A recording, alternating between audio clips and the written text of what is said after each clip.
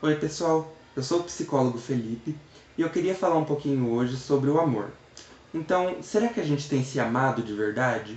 Como estão as nossas relações amorosas? E para eu falar sobre isso, eu baseei a maior parte da minha fala em um livro chamado Amor Líquido, do sociólogo Bauman. E por que chama Amor Líquido? Por que tem esse líquido no nome? Bem, o líquido ele nos remete à fragilidade das relações humanas. Ele remete a uma coisa que se esvai, que escapa das nossas mãos, que não toma uma forma específica, que não tem uma solidez. É justamente por isso que o Bauman ele chama a nossa modernidade de modernidade líquida, e ele chama as nossas relações de relações líquidas, e os nossos amores de amores líquidos. Então, o Bauman ele vai dizer que as nossas relações elas estão caminhando na direção oposta de um alto padrão. Ao invés de elas estarem melhorando, elas estão piorando. Para eu começar a falar sobre isso, eu peguei um dado do IBGE de 2016, que diz que a cada 3 casamentos, um se separa. Então, a gente pode pensar com esse dado, nossa, mas então as pessoas estão se tratando como descartáveis, as pessoas não estão sabendo resolver os próprios problemas. E realmente não estão. Para a gente falar o que tem acontecido por trás disso, é preciso fazer uma análise cultural. E para eu fazer essa análise, eu também recorri a um outro autor chamado B.F. Skinner. Ele é um autor da psicologia analítico-comportamental, e ele fala que a gente está virando uma sociedade de apertadores de botões. Eu aperto o botão no elevador para eu não precisar subir escadas. Eu aperto o botão no controle remoto para eu não precisar levantar e ir até a TV e mudar de canal ou erguer o volume. Eu aperto o botão no meu carro, eu aperto alavancas no meu carro para eu não precisar andar até um lugar. E tudo isso torna a gente insensível às consequências das nossas ações, porque tem máquinas que estão fazendo as coisas pra gente. Então, como ser humano e como cultura, a gente tem se enfraquecido, porque o processo para a gente chegar até um resultado, para a gente produzir uma consequência, é um processo que hoje robôs fazem por nós. Então a gente não tem aprendido muitas habilidades. A gente não tem aprendido a tolerar o aversivo. A gente não tem aprendido a enfrentar problemas, a esperar um certo tempo para que a gente colha algum resultado. E, além da gente ser apertadores de botões, a gente também vive numa sociedade capitalista. E uma sociedade capitalista tenta resolver os problemas humanos, né, de diversas formas. Mas o principal objetivo não é resolver problemas humanos. O principal objetivo de uma sociedade capitalista é gerar lucro. E para gerar lucro, ela precisa produzir. E quando a gente tem um excesso de produtos e a gente tem muitas necessidades atendidas, é preciso criar novas necessidades. Então, quando eu crio novas necessidades, aquele produto que eu usava antes, ele se torna descartável, porque agora surgiu alguma coisa melhor, que vai ser mais útil para mim, vai ser mais produtiva para mim. Então eu simplesmente descarto aquilo que eu comprei antes, aquilo que para mim era útil antes. E eu descarto sem nenhum ressentimento, sem nenhum sentimento grandioso por trás disso. Levando em consideração então que somos apertadores de botões, e isso tem deixado a gente um pouco mais fraco na resolução de problemas, no enfrentamento, no esforço. E também que estamos em uma sociedade capitalista que trata as nossas relações com produtos e a nossa relação com o mundo de uma maneira um tanto descartável, será que as nossas relações humanas, será que as nossas relações amorosas estão livres disso?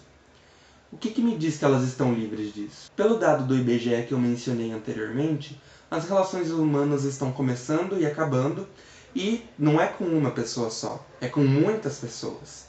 Então a gente tem alguma coisa acontecendo no nível macro que está realmente afetando a vida de muitas pessoas. E pode parecer estranho eu associar tecnologia e eu associar capitalismo com relações humanas. Você pode se perguntar, tá, Felipe, mas eu não tenho nada a ver com isso, porque você tinha começado a falar aqui de relações humanas, de relações amorosas, e agora você me vem com capitalismo e com celular e tecnologias?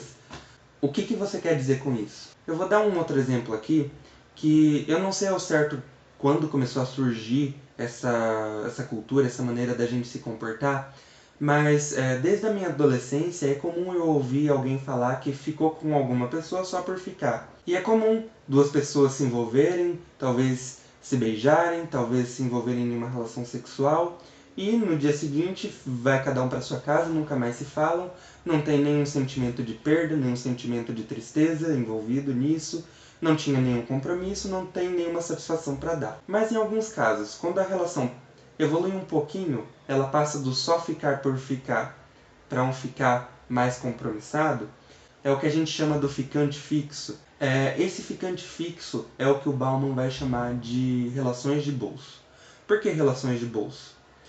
São relações que eu não oficializo um compromisso, são relações que eu não tenho nenhum tipo de satisfação para dar, eu não tenho nenhum tipo de sacrifício para fazer, eu não tenho que investir de nenhuma maneira para que o casal se dê bem. Mas eu faço uso dessa relação conforme a minha conveniência, conforme for conveniente para mim. Se for da vontade dos dois, os dois se unem e passam um momento juntos e depois cada um para o seu canto. Uma pessoa que se envolve em uma relação de bolso, ela precisa ter o controle daquilo. Então, está implícito atrás disso, né? Ela não deve se deixar apaixonar. Ela não deve se deixar se levar pelo relacionamento. Ela não deve deixar o relacionamento tomar os próprios caminhos. Ela não deve se render às emoções envolvidas naquele relacionamento. E essa é a lógica da nossa cultura atualmente.